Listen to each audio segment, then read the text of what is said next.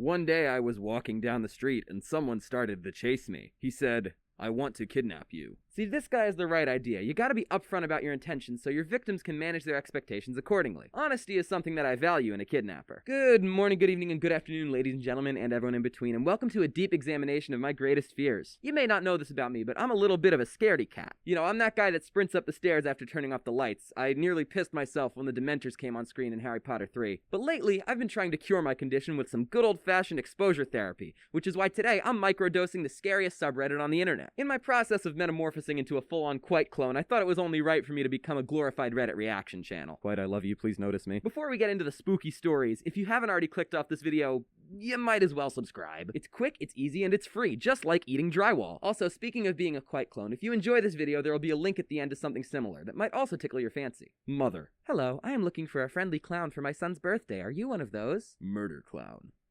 Yeah. See, now this I don't respect so much. No honesty, no honor, this dude's lying through his teeth from the very beginning. Plus, everyone knows that undercover murder clowns are legally required to tell you they're murder clowns if you ask them. You know, like undercover cops. And now the whole birthday is gonna be ruined all because of him. My birthday's in like 2 days as of writing this. I hope my mom doesn't invite a murder clown. I'd sell my soul for an Italian sub right now, the man says, unwrapping his ham and cheese sandwich. It was the only option he could afford. Upon opening the sandwich, he finds half a thick sandwich roll sliced to contain provolone, salami, banana peppers, lettuce, and tomato. Now, first of all, this dude cheated. It's 2-sentence horror. He used a semicolon. That's not fair. But secondly, just hear me out on this one. As a red-blooded, gun-toting, burger-munching, commie-hating American, I believe in the exchange of currency for things. And to me, this seems like a perfectly honest deal. Sure, the currency in this case happens to be a human soul, but who am I to judge? We pay with what we have, and not everyone has the money for a decent sandwich. I just hope that Italian sub was worth the price. With inflation being what it is, a human soul just doesn't buy as much as it used to. I wouldn't be surprised if the devil skimped out on the salami to make up the difference. I woke up and went downstairs to my kitchen, finding a freshly made batch of fried rice. As I asked myself who made it, I heard As I asked myself who made it, I heard a sound behind me, realizing that the pineapple is back. This one's very relatable. Fellas, don't you just hate it when the fucking pineapple returns? Is that fried rice? Dear God, he's back. Honestly, I wish I had a pet pineapple to cook me fried rice every day. Sounds like a pretty sweet deal. Plus, I'm sure you all know what pineapple's good for. Someone actually brought that up in my friend's health class at school, and the teacher had to explain that yes, pineapple does indeed make your jizz taste sweeter. I kinda wanna know who figured that out in the first place. Like, I can assume how they noticed the difference, but did they just go through everything they ate until they realized what made it change flavor? Are there other fruits that do this? Do they give you a different flavor? Can you collect the flavors like sports drinks? This needs to be scientifically researched and documented, goddammit, for the good of humanity. I'll volunteer as the taste tester. Why did I say that? What? Where is your brother? Asked my mom. He's only my half-brother now, I said, putting down my axe. Oh, you think you're real funny, huh? Oh, he's my half-brother now. You sound like Freddy Krueger in one of the bad Nightmare on Elm Street sequels. I think that sounded like I was actually mad. It's a joke, man. I'm kidding. No, but in all seriousness, I do love a good pun. The key word there being good.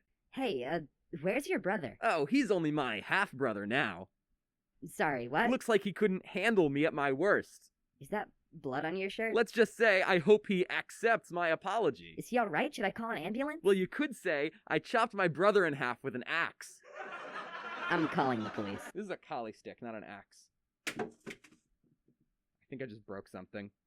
Uh-oh. Barry loved to play in the snow. But so did the Meatworm. Coincidentally, Meatworm is also what I call my peanut. I'm gonna cut that word halfway through. See, what Barry should do is... His name is Barry? What? See, what Barry should do is try to befriend the Meatworm. That way he'll have a new snow day playmate to have snowball fights with, build snowmen with, and sacrifice other neighborhood children to. The Meatworm needs its blood offerings twice a day, otherwise it might get mad. And to be clear, I am once again referring to my peanut. I'm gonna group these next three together, I think you'll see why. It's only 5 nights, it shouldn't be that hard, I said to myself. That was when I realized Freddy Fazbear was in the room. Hi, welcome to the pizza restaurant. Here's your office. And this will be your partner, Freddy Fazbear. Who are you? Screamed the boy into the darkness in front of him. Freddy Fazbear, replied Freddy Fazbear. Haha, you get it? 'Cause Freddy Fazbear funny? My first question is it really so hard to spell Fazbear? The only one that got it right was the last guy, and their submission got removed for being a known meme or joke. Which, by the way, get off your high horse, auto-moderator. This whole subreddit is a known meme or joke at this point. Just let the people have their Fazbear fun. I am a bot, and this action was performed automatically. Please contact us. I think I'm having a stroke. Me personally, I'd be willing to work at Freddy Fazbear's if the pay was decent. Give me $30 an hour and a flashlight, and I'm inviting Fred Boy in for a slice of pizza on the house. Maybe he won't kill me if he sees how generous I am. He kept complaining about the food at the 5-star restaurant, but it tasted great to me. I guess the stomach rats agreed. See, I'm just a little bit curious as to how you managed to get rats in your stomach. Like, were you born with them, or did you put them there at some point? Assuming it's the second option, there's only one way you could have done it. See, you can't go in through the mouth. You'd cough the rats right back up the way they came, which means they must have gone in through the other end, you freak. I wonder how many rats you can fit in a human stomach. It's gotta be at least 3. Any of my subscribers want to volunteer as test subjects? I'll pay you minimum wage. Ah, finally. I'm all alone, I said to myself as I sat in my bedroom at midnight. No, you're not, said Knife Guy. Knife Guy. Knife Guy. Knife Guy. Come at me, bitch. This is a spoon. Come at me, bitch. Be safe with knives, kids. I may not look like it, but I am actually trained for this shit. I'm just violating all of my training. I'm gonna put these down before I hurt myself or others. To me, this post has the same energy as the classic, I'm going to Jeff the kill you. They just take themselves so literally. It always gets a little nose exhale out of me. It's like, oh boy, his name is Knife Guy. I wonder what he's gonna do to me. See, what would be really scary is if he introduced himself as Knife Guy and then shot you in the face. You gotta keep the people on their toes. That's how you really strike fear into the hearts of the masses. Anyway, guys, I think that's gonna be it for this video. It's past my bedtime and I have some nightmares to go have. The link I mentioned should be on screen now, so go check that out if you feel like it. And as always, thank you so much for watching, ladies and gentlemen, and everyone in between. And always remember to stay happy, stay healthy, and most importantly, stay humble, because when it comes down to it, we are all just airheads. Have a good night, everyone.